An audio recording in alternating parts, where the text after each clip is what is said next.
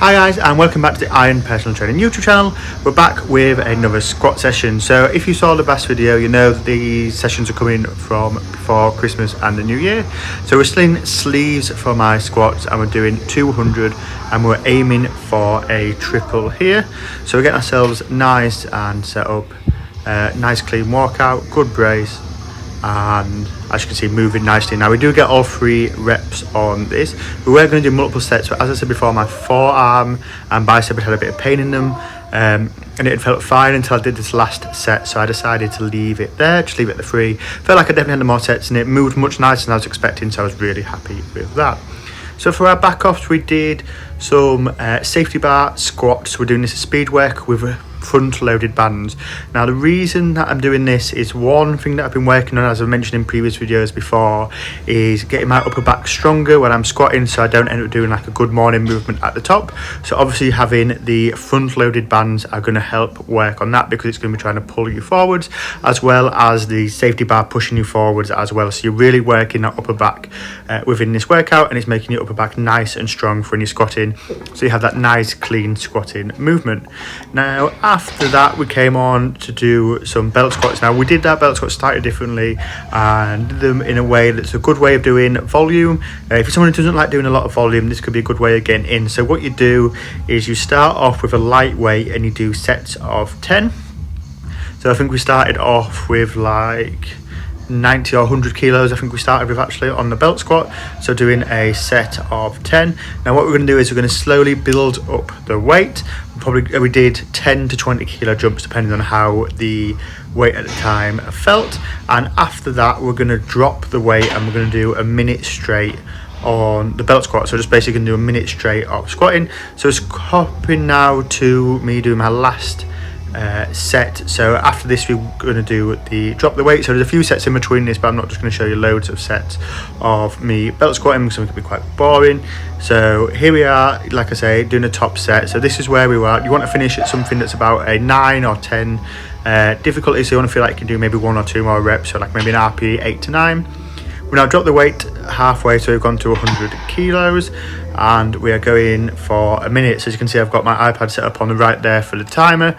I'm literally going for a minute. So the benefit of doing this is you're still getting a lot of high volume work in, but you're also getting some heavy reps in on a movement as well.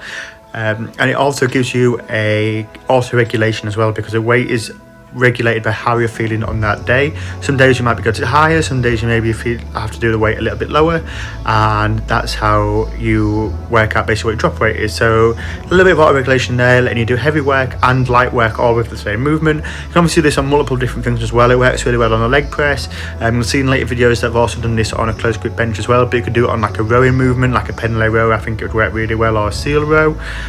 So loads of different alternatives there. So if you are bored or you're looking for a new way to get volume in whilst also doing heavy work as well, this might be the way to do it, because it also gives you that sense of a challenge as well. A lot of times when you're doing high volume work, you just feel like you're doing it for ages and you're not really getting anywhere. This gives you a bit of a challenge to fight against and something to help you push yourself that little bit further while doing volume or heavy work.